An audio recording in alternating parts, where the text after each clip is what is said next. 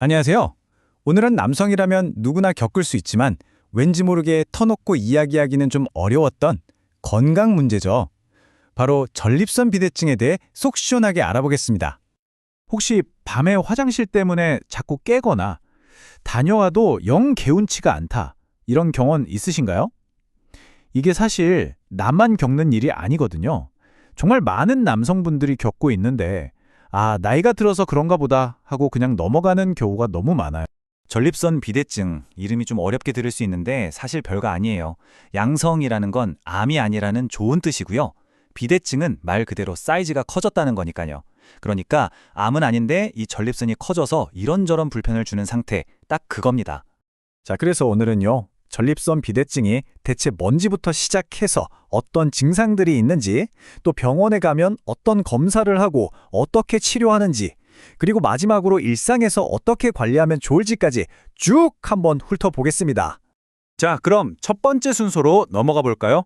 우선 전립선 비대증이 뭔지 알려면 우리 몸에 있는 이 전립선이 대체 뭔지부터 알아야겠죠?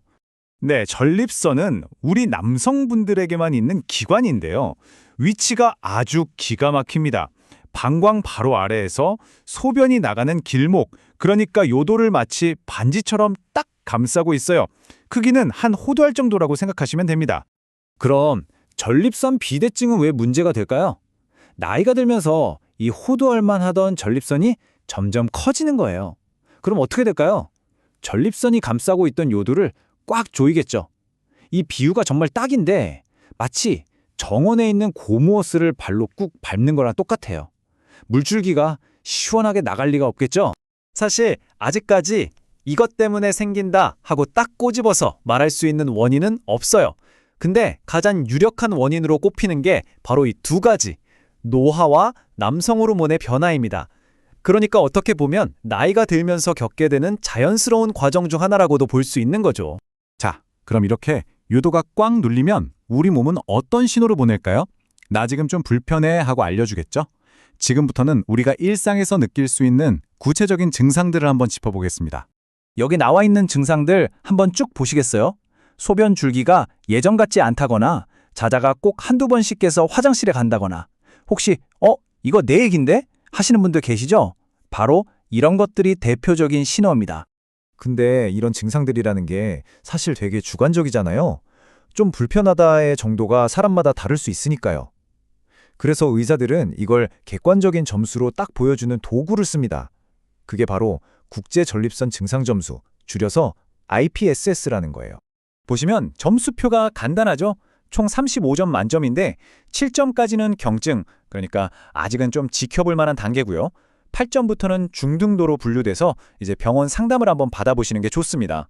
이걸로 내 상태가 어느 정도인지 대략 짐작해 볼 수 있겠죠? 그런데 진짜 문제는 이겁니다. 2022년에 조사를 해봤더니 중등도 이상, 그러니까 8점이 넘는 증상이 있는 우리나라 남성분들 중에 절반이 넘는 무려 52%가 병원에 한 번도 가본 적이 없다는 거예요.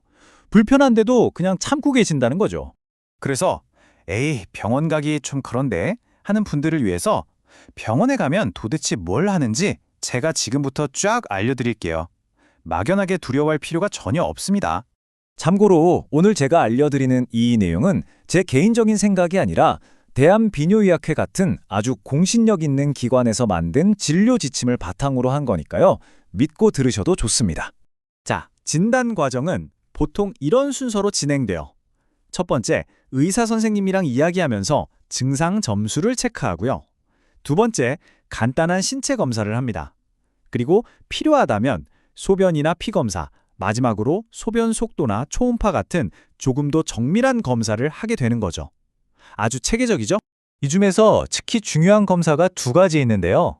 하나는 피를 뽑아서 하는 PSA 검사고요.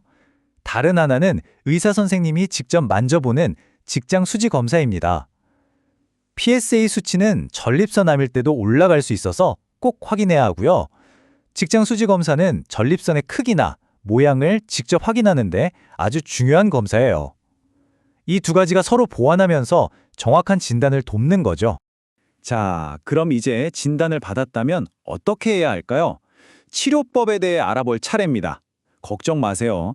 요즘에는 정말 효과적인 방법들이 다양하게 있으니까요. 어떤 선택지가 있는지 미리 알아두는 것만으로도 마음이 한결 편해지실 겁니다. 치료는 크게 두 가지 방향으로 생각하시면 돼요. 하나는 대기 관찰 요법, 또 다른 하나는 적극적 치료입니다. 증상이 아주 심하지 않고 생활에 큰 불편이 없다면 굳이 약을 쓰거나 수술을 하기보다는 생활 습관을 바꾸면서 지켜보는 거고요. 반면에 증상이 좀 심하다 싶으면 약물이나 수술 같은 적극적인 치료를 시작하는 거죠. 적극적 치료의 첫 단계는 보통 약물 치료인데요. 이것도 종류가 여러 가지예요. 좁아진 소변기를 넓혀주는 알파 차단제가 있고요. 전립선 크기 자체를 서서히 줄여주는 남성 호르몬 억제제도 있습니다. 경우에 따라서는 두 가지 약을 같이 쓰기도 하고요.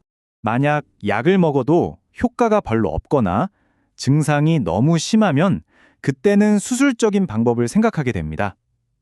가장 오래되고 검증된 방법은 내시경으로 전립선을 깎아내는 절제술이고요. 요즘에는 출혈이 적은 레이저 수술이나 아예 특수한 실로 묶어서 요도를 넓혀주는 간단한 시술도 많이 합니다. 자, 이제 거의 다 왔습니다.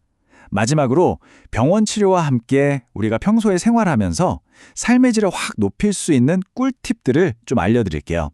이런 사소한 습관들이 정말 큰 차이를 만듭니다. 저녁 먹고 나서는 물이나 커피 같은 건 좀 줄여주시고요. 카페인이나 술은 방광을 자극하니까 피하는 게 좋겠죠. 그리고 정말 중요한 거, 감기약 함부로 드시면 안 돼요. 특히 콧물약에 들어있는 항히스타민제 성분은 증상을 확 나쁘게 만들 수 있거든요. 감기 걸리면 꼭 의사 선생님한테 저 전립선 비대증 있어요 라고 말씀하셔야 합니다. 결국 이 모든 것의 목표는 단지 병을 치료하는 걸 넘어서는 겁니다. 내 삶의 질을 높이는 것, 그게 핵심이에요. 밤에 푹 자고 화장실 갈 때마다 스트레스 받지 않고 더 편안하고 자신감 있는 하루하루를 보내는 건 말이죠. 자, 오늘 이 시간을 통해 전립선 비대증에 대해 꽤 많은 정보를 얻으셨을 거예요. 이제 이 정보를 가지고 전문가와 한번 이야기 나눠보시는 건 어떨까요? 더 이상 혼자 끙끙 앓지 마시고 내 건강을 위한 첫걸음을 지금 바로 시작해보세요.